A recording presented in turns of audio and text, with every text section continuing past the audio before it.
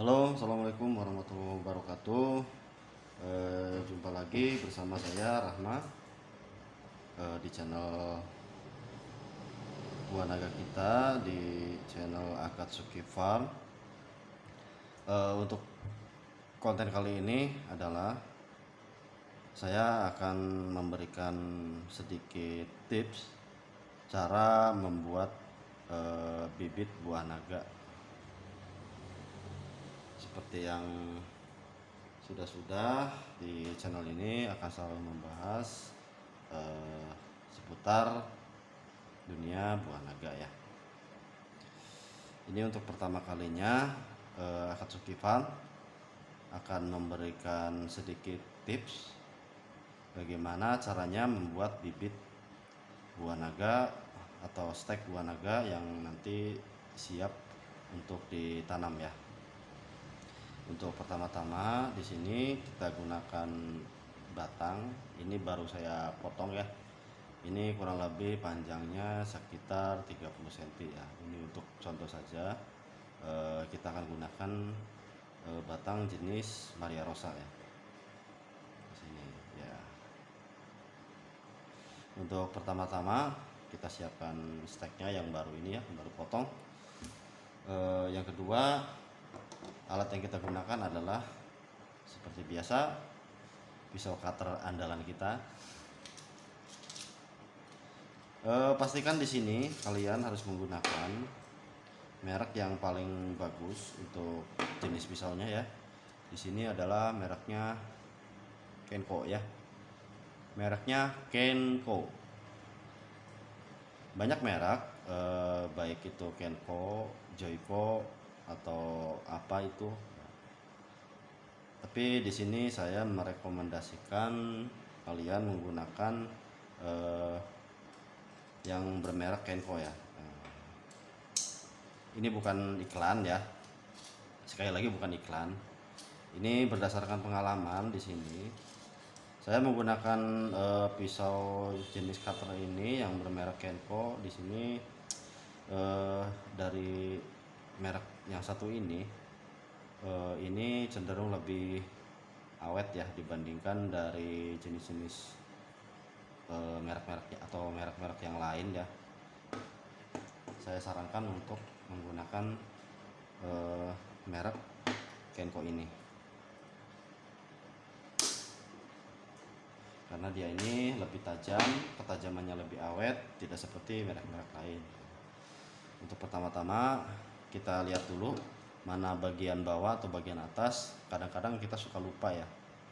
Kalau kita habis potong kita taruh aja, kemudian pas giliran mau kita nentuin di mana letak bawahnya dan atasnya itu kadang-kadang kita tuh lupa. Gak usah pusing, gak usah khawatir. Di sini saya akan memberikan sedikit tips. Untuk menentukan mana bagian atas atau bagian bawah, kita lihat lekukannya di sini ya. Lekukannya. Biasanya dia lakukannya dari bawah itu apa ya? Dari sini dari bawah ke atas itu terlihat seperti apa ya?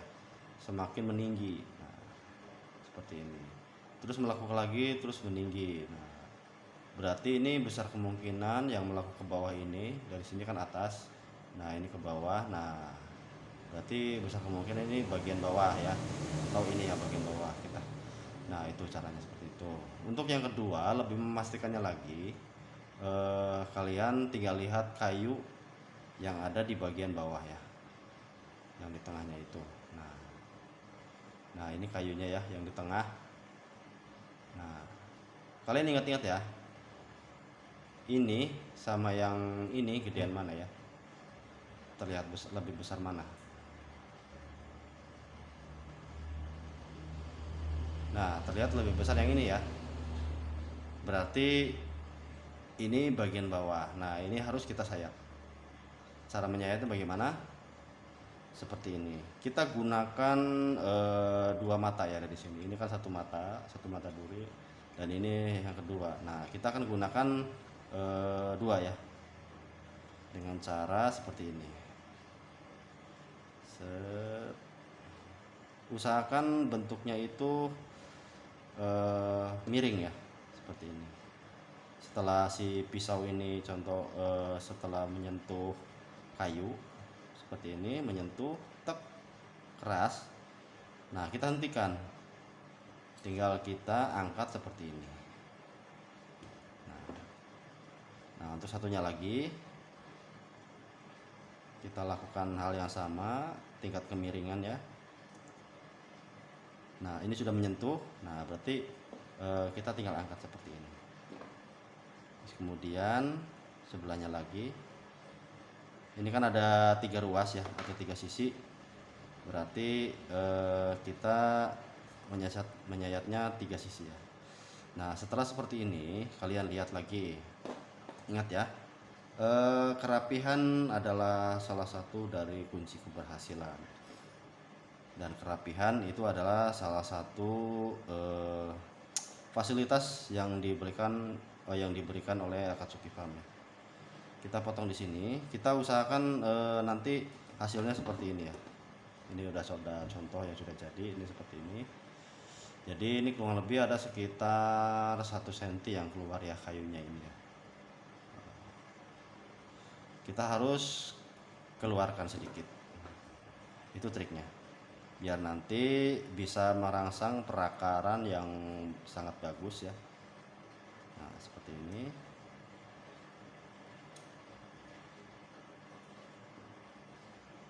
Minimalnya itu adalah 1/2 cm, bagusnya itu 1 cm, jangan lebih dari itu ya. Udah seperti ini. Nah selesai ya, ini caranya seperti ini. Apakah ini bisa langsung ditanam? Saya jawab tidak ya, karena ini masih basah, ini masih rentan kotoran atau rentan jamur juga. Jika kalian langsung setelah menyayatnya seperti ini lalu kalian tanam, itu adalah tindakan yang tidak boleh dilakukan ya, karena ini masih basah, jadi tidak boleh. Terus kapan stek ini ditanam? Kita tunggu dulu sampai bekas sayatan ini mengering ya. Contohnya ini ada salah satu contoh, bentar.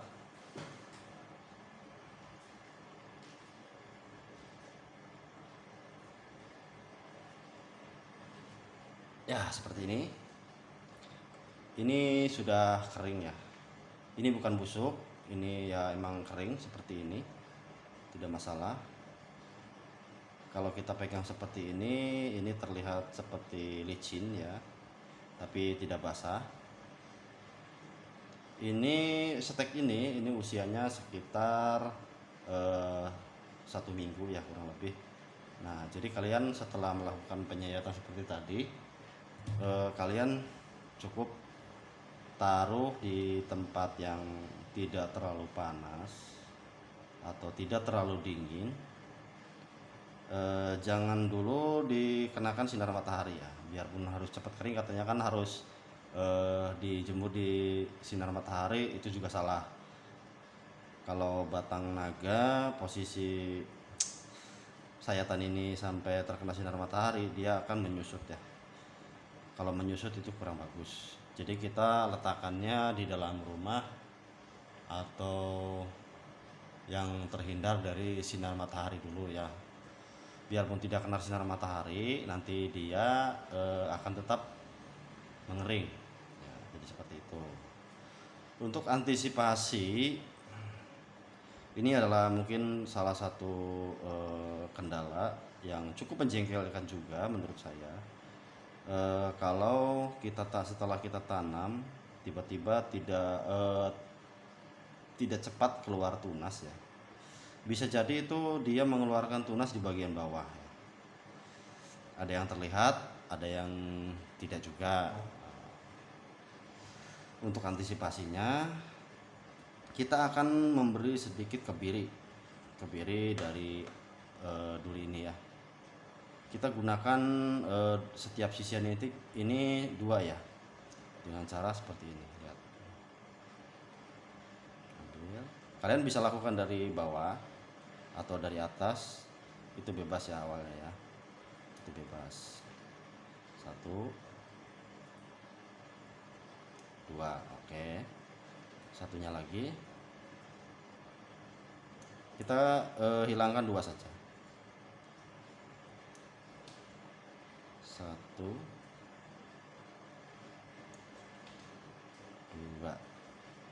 oke. Nah seperti ini ya. Biarpun ini dikubur nanti, kalau emang nanti kan bersamaan ini proses pengeringannya ya. Jadi pas nanti dikubur dia ini tidak akan mengalami pembusukan ya. Dan kelebihan dari teknik ini adalah dia tidak akan mengeluarkan tunas dari bawah. Kadang-kadang kita tanam, harapan kita kan tumbuhnya itu di atas ini ya, biar lebih cepat tumbuhnya, atau ya minimal di tengah-tengah lah, nggak apa-apa. Tapi kadang-kadang kan ada salah satu pelanggan saya juga, dia mungkin sedikit kesal juga dengan pertumbuhannya. Dia tumbuh di bagian bawah itu dekat tanah sekali, dan itu akan mengejar lagi dari panjangnya bibit ini ya. Kalau seharusnya tumbuhnya di bagian sini, dia kan bisa langsung ke atas, jadi tidak ngejar ini dulu, jadi kan bisa lebih cepat lagi gitu kan. Nah antisipasinya dengan cara ya seperti ini tadi ya, 2 saja, 2 sampai 3 ya, tergantung dari panjang bibitnya ya. Atau kalian bisa buang semua ini, sisakan di atas 1 2 3, hanya menyisakan itu saja kalian juga bisa, tidak masalah ya. Jadi nanti kan kita paksa batang naga ini supaya dia mengeluarkan tunas tepat di atas ini ya. Tuh, di bagian sini aja. Jadi ke bawahnya ini kita buang semua, kita sisakan 3. Jadi harapan kita nanti keluarnya sesuai harapan ya, di atas semua. Nah seperti itu. Untuk sedikit informasi saja, di sini di Akatsuki Farm untuk yang jenis graftingan ya, mohon maaf, ada juga beberapa orang yang sedikit kontra ya masalah untuk batang bawah. Ini sesuai pengalaman saya dari hampir 11 tahun ya. Untuk penggunaan batang bawah itu saya lebih cenderung menyukai 2 batang jenis ini ya. Ini adalah jenis Maria Rosa, dan satunya lagi adalah jenis Makisupa. Kalau dari jenis Makisupa, nah ini dia. Nah dia ini cenderung lebih cepat membulat, lebih cepat obesitas dibandingkan jenis Maria Rosa. Kalau Maria Rosa emang dia agak sulit untuk membulat atau obesitas seperti ini, tapi setidaknya dia ini memiliki batang yang lebih besar. Tapi tergolong yang jenis tebal juga di sini kita bisa lihat. Hampir sama tebalnya di sini. Tapi keunggulan dari 2 jenis ini, dia ini adalah salah satu jenis naga yang rakus akan menyerap unsur hara. Makanannya ini adalah sampah organik ya, bukan sampah anorganik yang seperti plastik atau apa. Jika dia menemukan sampah organik, dia akan menyerap, akan menghisap semua hara yang ada di sekitar yang dia temukan. Dengan cara serakus-rakusnya dia makan, dengan harapan dia bisa menghidupi semua tunas-tunas bunga dan buah sebanyak mungkin untuk melangsungkan hidupnya. Kadang-kadang saking rakus-rakusnya ini, dia sering mengeluarkan bunga di luar musim. Kalau untuk buah naga itu sistemnya seperti itu. Kalau dia tercukupi baik makanan, air, dan semua yang dia butuhkan, bahkan di luar musim pun dia akan tetap bisa mengeluarkan buah, mengeluarkan banyak bunga dan buah. Bisa dikatakan dia ini tidak mengenal musim. Cuman yang jadi sayangnya itu dia penyerbukannya itu silang. dimana buah naga yang jenis lain itu sedang tidak mekar. Jadi itulah yang jadi kekurangannya itu. Nah, di sini saya mengamati, saya siasati juga bagaimana jika batang ini kita gunakan untuk dijadikan batang bawah. Kita lihat dari segi kerakusannya ini, kita manfaatkan. Kalau dia rakus dalam menyerap unsur hara, terus dia lebih fokus menghidupi tubuhnya anak-anaknya dengan cara serakus-rakusnya, sampai anak-anaknya juga di bagian atas itu sampai gemuk-gemuk, buahnya besar-besar, berarti memang dia itu benar-benar rakus. Nah, apa jadinya jika ini dijadikan batang bawah untuk menghidupi graftingan yang akan kita tempelkan ke batang ini? Itu akan sangat luar biasa sekali, pertumbuhannya lebih cepat, sangat bagus, dan mungkin bisa dikatakan rekor lah gitu. Dan di sini di Akatsuki Farm saya selalu menggunakan batang dari dari dua jenis ini. Jika kalian bisa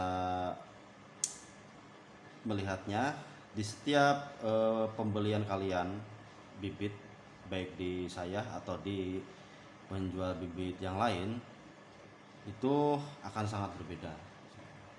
Karena saya menggunakan batang bawah itu tidak sembarang ya, asal merah, asal putih. Di sini saya khusus menggunakan batang jenis Makisupa dan Maria Rosa ya. Di sini disebut ini sebagai batang spesial. Di sini juga untuk kalau stek ukuran 35 cm ini 35 sampai 40 cm, saya ini menjualnya sampai seharga 30.000 ya. Untuk dua jenis ini harganya adalah 30.000. Kalau untuk dijadikan batang bawah itu tergolongnya ini spesial ya. Dengan batang bawahnya aja itu jenisnya jenis spesial ya. Seperti itu. Dan kalian tidak akan menemukannya di toko-toko lain selain di sini di Akatsuki Farm. Dalam segi kerapihan juga kami di sini insya Allah akan selalu rapi dalam setiap pekerjaan kami, dan dipastikan batang bawah kami akan menggunakan batang yang super sehat seperti ini, super sehat, tidak ada penyakit. Kalau ini bekas ketusuk-tusuk ya, wah itu ada penyakitnya. Oh tidak, ini bukan penyakit ya, ini bekas ketusuk-tusuk dari temannya waktu di pohon. Nah ini juga sama. Kalau ini adalah sejenis lapisan lilin, kalau dia sudah tua dia akan sampai putih seperti ini semua ya. Seperti ini dia akan memutih. Ini juga sudah mulai memutih, nanti akan menyebar ke seluruh permukaan batang ini, dan semuanya akan menjadi berwarna putih keabu-abuan ya. Seperti itu. Di sini juga untuk jenis batang Maria Rosa kita ini kurang lebih sekitar sebesar lengan ya, ada nih. Ini sebesar lengan. Kalian bisa membelinya di Facebook atau di Shopee juga kalian bisa. Saya pastikan untuk yang jenis untuk graftingan saya akan pasti menggunakan dua jenis ini. Batang spesial ya untuk kalian semua. Batangnya sehat, mengkilap seperti ini, bersih. Yang pasti kepuasan pelanggan adalah nomor satu ya. Jadi kalian jangan khawatir ya. Memang di Akatsuki Farm itu harga bibitnya itu memang banyak yang bilang ya sangat mahal. Ya kalian bisa kalkulasi sendirilah. Untuk batang jenis ini saja saya menjualnya itu adalah seharga 30.000. Ya, kalian bisa kalkulasi sendirilah. Di sini dari segi kualitas batang besar, sehat, gemuk, dan yang pasti bebas dari penyakit ya, bersih juga. Pokoknya kualitas akan saya samakan dengan harga, insya Allah ya. Dan kalian tidak akan menemukannya di toko-toko lain. Banyak dari toko-toko lain yang pernah saya lihat, saya kunjungi di beberapa situs, dan saya lihat di komen-komenan mereka semua, barangnya sudah sampai, ternyata saya lihat dan saya perhatikan bibit yang mereka kirim, ya menurut saya kurang bagus sih dari segi perawatan atau apa ya. Ya ini berdasarkan menurut apa yang saya lihat gitu kan, sesuai bukti di situ. Ada yang juga sampai kotor bibitnya, ada sampai busuk, ada sampai yang patah di jalan, seperti itulah. Jadi saya pastikan di sini bibit yang akan kalian beli dari Akatsuki Farm itu insya Allah kualitasnya seperti ini ya, datang spesial. Mungkin video ini saya akhiri. Nanti kita ketemu lagi di konten yang berikutnya. Semoga video ini bermanfaat. Assalamualaikum warahmatullahi wabarakatuh.